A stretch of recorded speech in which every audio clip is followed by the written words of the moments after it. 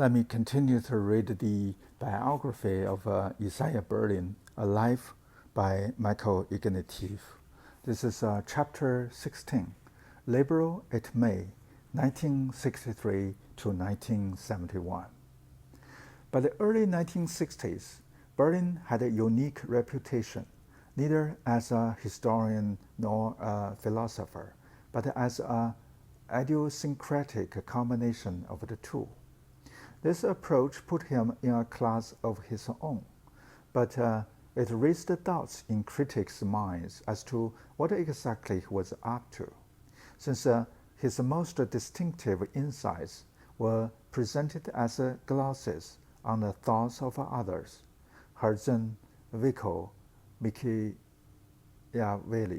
His own originality lay concealed, but this method suited his cast of mind. He lacked John Rawls or Herbert Hart's capacity for sustained abstract exposition. Thinking for him was always a dialogue, either with a friend or with a book. A blank sheet of paper aroused dread. A page of Vico stimulated spark after spark of reflection. The results might have been a series of clever but miscellaneous essays had the whole project not been held together by an overarching commitment to define the validity of liberal principles in the face of their apparent historical relativity. He became convinced by the early 1960s that this issue had only become salient in Western philosophy with the birth of the Romantic Age. In Sources of Romantic Thought, the Mellon Lectures at the National Gallery of Art in Washington in March and April 1965, another prodigious exercise in prepared exemplarization before a huge audience. He made the controversial claim that until the Romantic era, the very idea that values might be in conflict had not arisen. Until the Romantics, serious philosophical opinion hold that for any genuine question, there must be one true answer, that these truths were accessible to all human beings, and that all the true answers to true questions must be compatible with each other. He knew that this tirade of rationalist dogmas simplified the contradictory impulses of the Enlightenment, but he simplified deliberately in order to illuminate the philosophical problem that Romanticism had bequeathed to modernity when it cast these tenets into doubt. First, in conceiving man as an expressive creature who creates his own nature and his own identity through labor and art, the Romantics decisively historicized human nature. Since human nature was not always one and the same, the truth would not always appear the same to each human group. Each culture had its own center of gravity. What Herder called its sure punct. It was unintelligible, therefore, to believe that all human societies were stretched out in a caravan called progress, heading towards the same horizon line. By the 1820s, thanks to the Romantics, none of the legs of the rationalist tripod were standing. The idea that there was one right answer to all human questions, that the truth was the same to all human beings, and that the human values could never contradict each other. After this assault on the assumptions of Western rationalism, there emerged a new set of values: sincerity, authenticity, and toleration, which had never been admired before. It had never occurred to John Calvin or Ignatius Loyola to suppose that the truth of the other side in the religious wars might be worthy of respect. They were damnable heresies. By 1820s, sincerity itself had become a virtue, and authenticity, backing up sincerity by commitment, came to be valued irrespective of the content of a belief. After Herder, European culture embraced toleration as the recognition of the plurality of truth and value.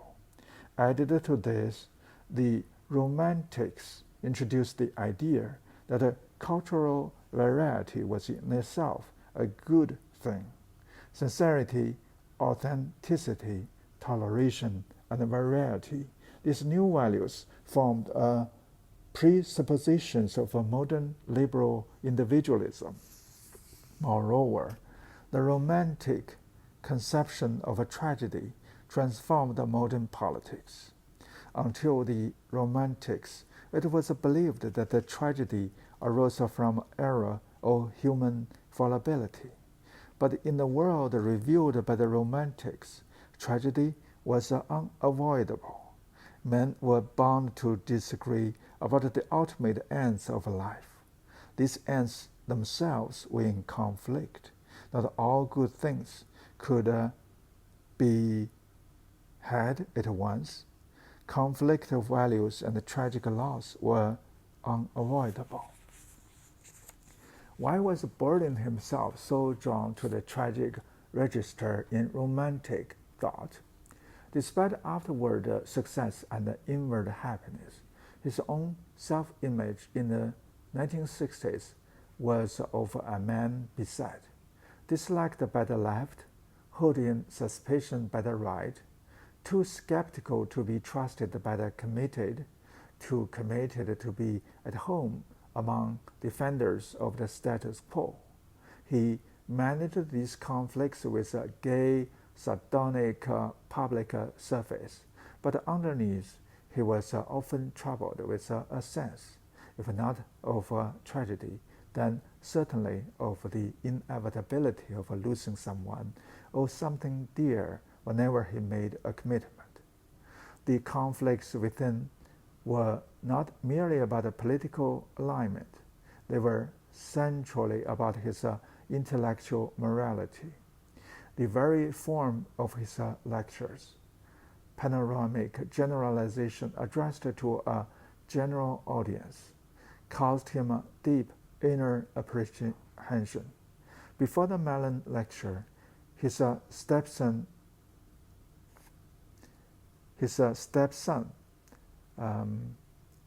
Philip Houben, remembered that he was in a state of almost comic agitation, restless, doubtful, convinced that they would be a dreadful failure. In fact, they were a resounding success, and all 6 lectures were broadcast on BBC Radio in August and September 1966 to an almost universally favorable response. Yet acclaim never stilled the voices within. Some hint of these suppressed inner doubts about the very legitimacy of his own thinking surfaced in a letter to Richard Crossman in January 1963. Quote, "Myself, I'm caught between all fires. You think me a cautious and subtle evader and craven pedant. Almost everyone else blames me for intemperate polemics, overwhelmed generalizations, insufficient caution and dedication to minute analysis, and not enough intellectual neutralism. So I'm damned if I do, and I'm damned if I don't." End quote. To one of his closest friends throughout the 1960s and the 1970s, the Nuffield sociologist Jean Flaud, Berlin confessed that he was much more inwardly divided than he seemed. His sense of the conflict of moral ends arose from his own inner experience. The only truth which I have ever found out for myself is, I think, this one, of the unavoidability of conflicting ends, hence anti-18th century, anti-Herbert, anti-positivism, romanticism, and all. All central beliefs on human matters spring from a personal predicament. So is Plato, I'm sure, Kant, Hume, Spinoza, Freud, Marx, etc. The contrast between my cheerful and feckless facade and unique, constant perturbations and apprehension within is too odd. End quote. What gave his thought its resonance was this sense of his own inner divisions.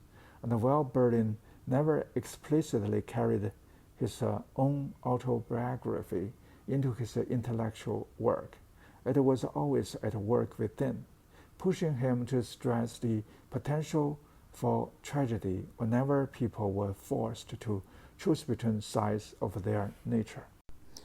This sense of the tragic deepened his thought and oriented his work towards questions he had not been able to face. Up to this point, references to the extermination of his own people were rare, and his intellectual gaze focused on Soviet rather than Nazi totalitarianism. From the late 1950s, he began to think about fascism seriously, tracing the remote intellectual antithesis of Nazism back to the Romantics. In their emphasis on the distinctiveness of a German culture, the Romantics shattered the unity of European culture forever. Quote, "If I am a German, I seek German virtues. I write German music. I rediscover ancient German laws. I cultivate everything within me which makes me as rich, as expressive, as many-sided, as a full German as it is possible for me to be." That is the Romantic ideal at its fullest. The old presuppositions have vanished overnight. What is the common ideal of a life? The very notion has lost relevance. End quote. The Romantics bequeathed a tyranny of identity politics. The obsessional elaboration of identity distinguishably one's own, safe from contamination or impingement by other races, religions, genders, or nationalities. It is significant that an expatriate who had to forge an identity for himself should have been so skeptical about a romantic self-creation as an ideal.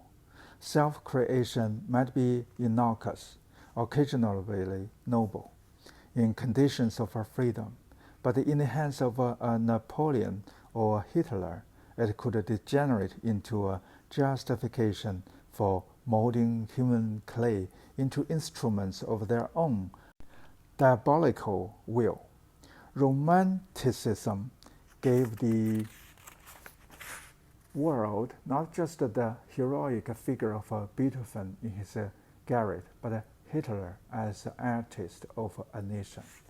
Quote, "As the artist blinds colors and the composer sounds, so the political demiurge imposes his will upon his raw material, average, ungifted human beings, largely unconscious of the possibilities dormant within them, and shapes them into a splendid work of art. A state or an army, or some great political military, religious, judicial structure. This may entail suffering, but like a discourse in music, it is indispensable to the harmony and the effect of the whole. The victims of this great creative operation must take a comfort, and indeed be exalted, by the unconsciousness that they are hereby lifted to a height which their own lower natures could never be themselves have achieved. End quote. Romanticism's contribution to political irrationalism in the 20th century was the glorification of the leader as artistic demiurge. It also helped to fracture the idea of a single human species whose members were equally entitled to the same forms of moral consideration. Quote, the division of mankind into two groups, man proper and some other lower order of beings, inferior races, inferior cultures, subhuman creatures, nations or classes condemned by history, is something new in human history. It is a denial of a common humanity, a premise upon which all previous humanism, religious and secular, had stood. End quote. The curse of the 20th century, Berlin argued, has been that both of its major utopias, Hitler's and Stalin's, rejected the very idea of the indivisibility of the human species.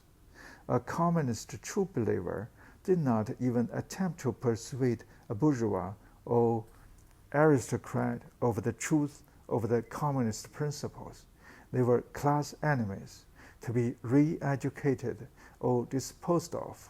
Likewise, fascists did not deign to reason with Jews, gypsies, or other racial enemies. They were to be extirpated as vermin.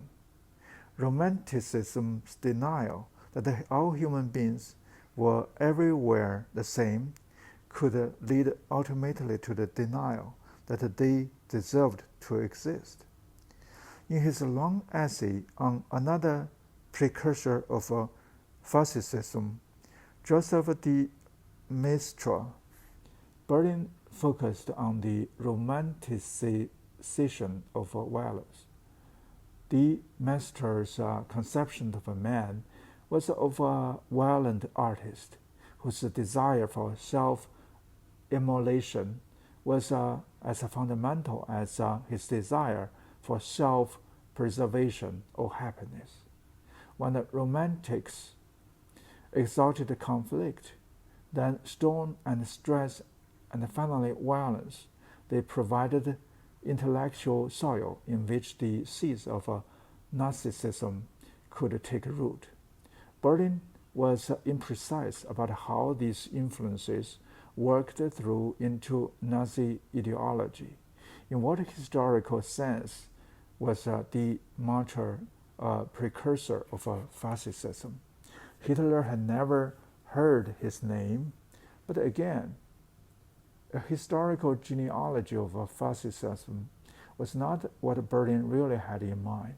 His problem was philosophical, trying to understand how the Enlightenment faith in moral universals should have been transformed into the romantic exaltation of all that was irrational in human nature. What made him unusual was that he deliberately moved out beyond the well-lit plain area of academic liberalism, where John Rawls, Herbert Hart, and Ronald Dworkin were refashioning the heritage of Kant and Mill to fit the modern age into the dark undergrowth of modern irrationalism. Berlin was the only liberal thinker of real consequences to take the trouble to enter the mental worlds of liberalism's sworn enemies. Where did this leave him? What, in the end, could he salvage from the Romantic attack on his own premises? The key texts were European Unity and its vicissitudes, a somber lecture delivered in 1959 to the European Cultural Foundation in Amsterdam. Its essential purpose was to understand what values had survived Hitler and Stalin with their legitimacy intact. His list was bare and to the point. There is such a thing as human nature, for we all share the same physical, physiological, and nervous structure, the same body, the same capacity to feel pain. Moreover, we are moral beings.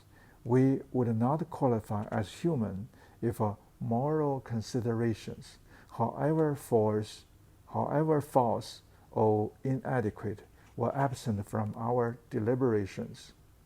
And from this common ground of a shared body and a shared language of a moral discourse, we know that the inhuman, when we encounter it, he had no convincing argument as to why men and women who had imbibed the culture of European universalism through Goethe and Schiller should have treated their fellows as too much women. All he could say was that to regard human beings as women was the reason from demonstrably false premises. But why such reasoning should have become persuasive to the entire political class of a great nation and to millions of their supporters in Europe, he could not say, but then who can? What Isaiah could affirm was that the centuries' experience of infamy had brought the European conscience back to its senses. Because these rules were flouted, we have been forced to become conscious of them. Since the Second World War, there had been a return to the ancient nation of natural law, sustained this time not by faith in, but a fear of mankind. It was now clear, he argued, where ideas of racial superiority and theories of the dictatorship of the proletariat, these twin denials of human universality, were bound to lead. The human race had at last performed all the necessary experiments. It was no longer possible to deny that mankind must either respect the universality of the species or perish altogether. Apart from these fragmentary suggestions, he never explored further how faith in moral universals might be strengthened. He had an aversion to sermons. The most he would ever say was that the first public obligation of any politics, whatever, was to avoid extremes of suffering.